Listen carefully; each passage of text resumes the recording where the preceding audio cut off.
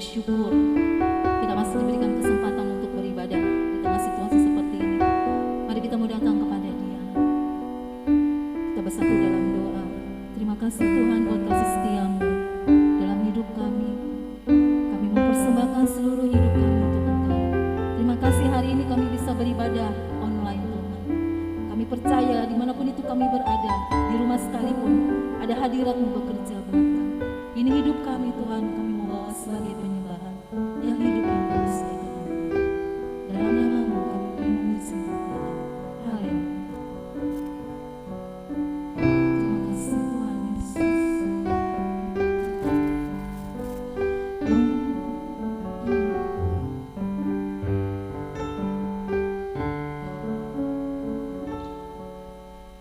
Pujian dan syukurku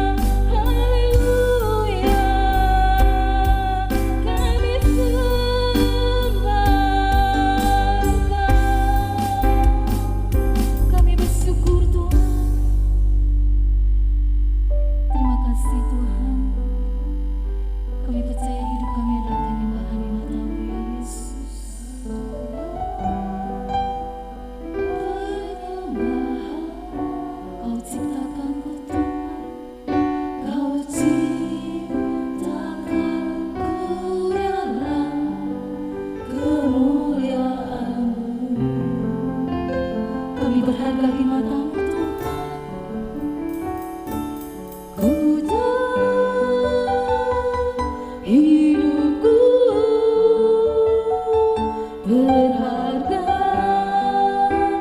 di matamu. Segenap hidupku persembahkan, segenap hidup, segenap hidupku persembahkan. Sekali lagi, segenap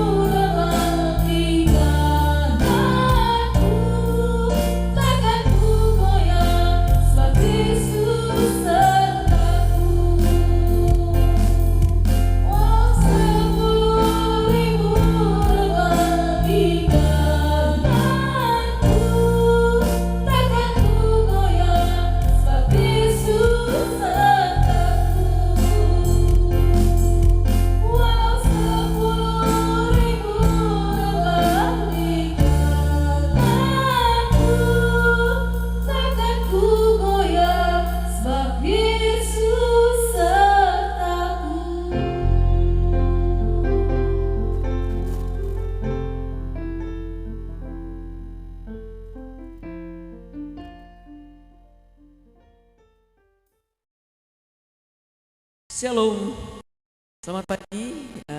Kita boleh ibadah online pada pagi hari ini. Ya, saya percaya kita semua dalam keadaan sehat dan hari ini saya berhadapan dengan pemenang-pemenang Kristus. Ya, yang saat ini bisa bersama-sama beribadah walaupun melalui online. Saudara, sebelum kita masuk dalam firman Tuhan, kita akan berdoa. Kita satu dalam doa. Bapa, kami bersyukur kepadamu buat pagi hari ini Tuhan, karena masih ada kesempatan buat kami untuk bersekutu bersama denganmu di dalam ibadah. Walaupun ibadah online, namun kami percaya Tuhan Engkau hadir di dalam ibadah kami ya Yesus.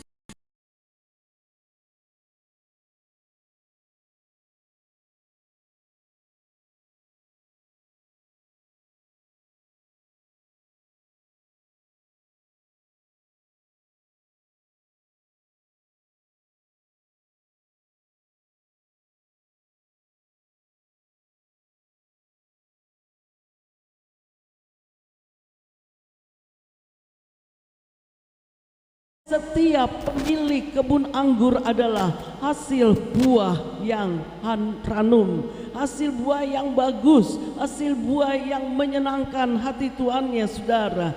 Tapi di sini dikatakan ya, ranting itu tidak dapat berbuah kalau tidak menempel pada pokoknya. Saudara-saudara yang kekasih dalam Tuhan Yesus Kristus, ranting yang tidak berbuah bagaikan parasit, saudara. Apa itu parasit, saudara?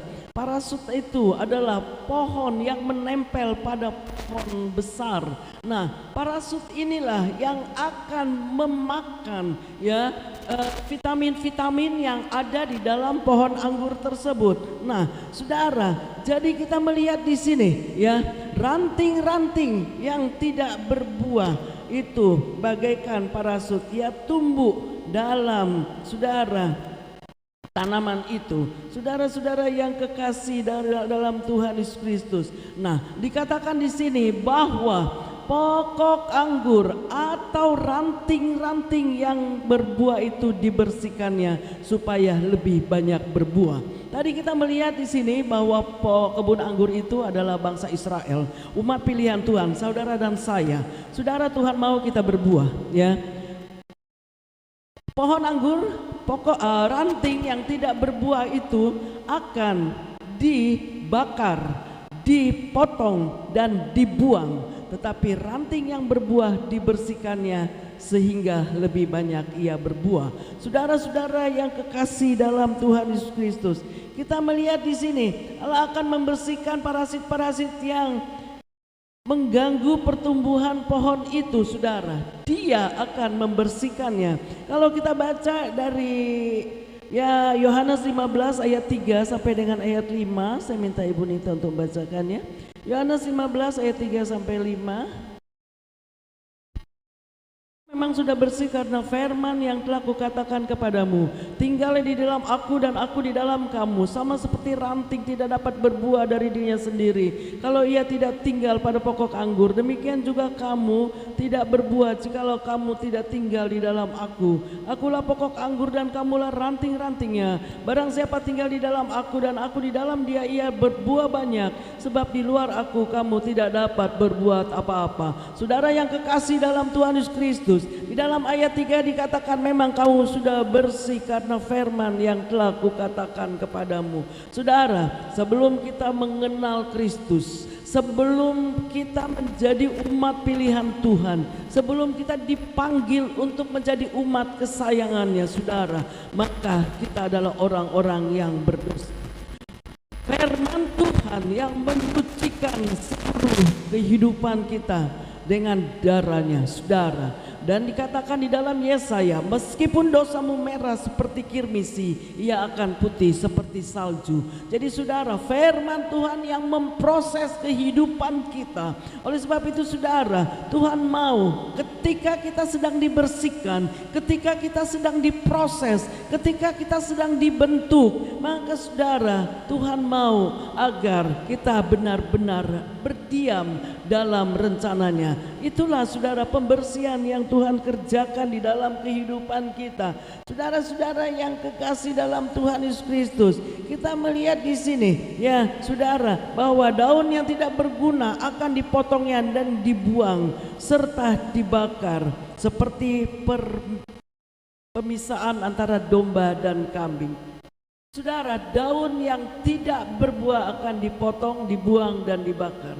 Kalau saya pikir-pikir ketika saya mempersiapkan ayat ini terlalu saudara, ya, orang yang tidak berbuah, ya, orang yang rohaninya tidak bertumbuh, orang yang hanya mementingkan diri sendiri, yang tidak peduli kepada sesama. Firman Tuhan katakan, saudara, ya, itu adalah daun-daun yang tidak berfungsi. Ya, seperti Tuhan memisahkan domba dan kambing. Kenapa Tuhan memisahkan domba dan kambing? Sama-sama di dalam satu ruangan, saudara. Suara mereka sama, mengembik. Tetapi apa bedanya? Kenapa kambing dan domba harus dipisahkan? Saudara, bedanya kambing itu dia menanduk, tetapi domba adalah penurut. Saudara-saudara yang kasih, itu sebabnya Tuhan Yesus sering katakan, dia gambarkan umat pilihannya sebagai domba-domba.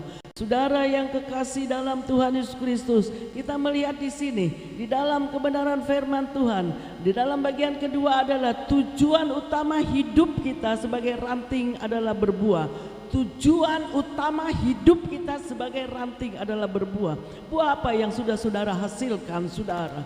Apakah ada buah-buah pertobatan? Apakah ada buah-buah saudara yang menghasilkan menjadi berkat bagi banyak orang? Adakah buah-buah roh di dalam kehidupan kita? Saudara, di dalam ayatnya yang ke-8 dari Yohanes 15 ayat 8 berbunyi sebagai berikut. Saya akan bacakan ayat yang ke-8. Dalam hal inilah Bapakku dipermuliakan, yaitu jika kamu berbuah banyak, dan dengan demikian kamu adalah murid-muridku. Saudara, setiap orang yang percaya, Tuhan Yesus katakan saudara di dalam Matius 28 ayat 19-20, jadikan semua bangsa muridku. Saudara, artinya apa? Setiap saya itu disebut murid. Nah, kita melihat di sini saudara, bahwa hanya murid yang berbuah banyak dikatakan dalam hal inilah Bapakku dipermuliakan, yaitu jika kamu berbuah banyak, dan dengan demikian kamu adalah muridku. Sudahkah kita menghasilkan buah? Sekali lagi, sudahkah kita menghasilkan buah? Buah apa yang sudah kita keluarkan? Buah apa yang sudah bagikan? Buah apa yang bisa dicicipi oleh banyak orang akan manisnya kehidupan Tuhan? Saudara-saudara yang kasih, ini satu-satunya cara menyenangkan hati Tuhan, ranting melekat dan bersatu pada pokoknya. Saudara, tanpa melekat pada pokoknya, ranting itu tidak bisa mengeluarkan buah. Saudara dan saya tanpa dengan Tuhan, tanpa sekutu dengan Tuhan, maka kehidupan dari pernah bisa berbuah, saudara. Yang ada kehidupan lama tidak akan pernah berubah dulu, sekarang dan sampai selamanya. Ya, sampai saudara, kalau kita pikir kalau Tuhan Yesus tidak berubah, apakah saya harus berubah? Tidak, saudara. Anak Tuhan harus berubah. Sejak dia belum percaya, kemudian percaya, firman Tuhan membersihkannya menjadi pribadi yang menyenangkan hati Tuhan dan menjadi berkat bagi banyak orang. Jadi saudara-saudara yang kekasih dalam Tuhan Yesus Kristus, inilah cara menyenangkan hati Tuhan. Ranting melekat dan bersatu pada pokoknya sehingga menghasilkan buah. Saudara-saudara yang kekasih di dalam Tuhan Yesus Kristus, kita melihat lanjut di dalam kebenaran firman Tuhan, hanya ranting yang melekat pada pokoknya yang akan berbuah. Di dalam ayat yang keempat berbunyi sebagai berikut. Yohanes 15 ayat yang keempat berbunyi sebagai berikut. Tinggallah di dalam aku dan aku di dalam kamu, sama seperti ranting tidak dapat berbuah dari dirinya sendiri kalau ia tidak tinggal pada pokok anggur, demikian juga kamu tidak berbuah jikalau kamu tidak tinggal di dalam aku. Saudara-saudara yang kekasih, rahasia untuk berbuah adalah tinggal di dalam pokok. Ranting yang tinggal di dalam pokok dia tidak akan bisa mengeluarkan buah, sebab dari pokok inilah dia memberikan asupan makanan kepada ranting itu menghasilkan buah. Kasih dalam Tuhan Yesus Kristus, saya ingat akan peristiwa di mana Tuhan Yesus datang kepada satu sumur dan di situ ada seorang perempuan, saudara, perempuan Samaria, dan dikatakan, kalau kamu mengenal siapakah aku dan akulah air hidup itu, maka kamu akan mencari aku. Saudara-saudara yang kasih, kenapa ranting harus melekat pada pokok? Karena itulah pokok anggur, itulah sumber kehidupan untuk ranting. Nah, kalau pokok anggur itu sudah mengalirkan aliran, saudara, kehidupan rantingnya, maka ranting itu akan berbuah. Saya ingat peristiwa di mana waktu Yeskil Tuhan kasih penglihatan, ada air yang mengalir dari bait suci, saudara. Kemana saja air itu mengalir, di situ ada kehidupan. Saudara-saudara, begitu kehidupan orang-orang yang percaya. Ranting yang melekat pada pokok anggur itu, dia akan menghasilkan dan mengeluarkan buah, sehingga ada kehidupan, sehingga setiap orang yang berjumpa dengan dia melihat sesuatu yang luar biasa. Saudara yang kekasih dalam Tuhan Yesus Kristus, kita melihat di sini bahwa aliran kuasanya akan mengalir memenuhi gerejanya. Ketika ranting melekat pada pokok anggur, maka gereja tidak lagi menjadi gereja yang gersang. Gereja yang gersang, saudara, seringkali ada kesalahpahaman. Tetapi saudara, gereja yang bersatu, gereja yang menempel dengan pokok anggur, menerima asupan kuasa dari pokok anggur itu, maka saudara menjadi gereja yang kuat, menerima kuasa, dan gereja boleh hidup di dalamnya. Saudara yang kekasih dalam Tuhan Yesus Kristus, bila aliran kuasanya mengalir memenuhi gerejanya, maka ada sesuatu yang dahsyat terjadi di dalam kehidupan kita. Saudara menjadi berkat. Apapun yang saudara perbuat, saudara menjadi berkat bagi banyak orang.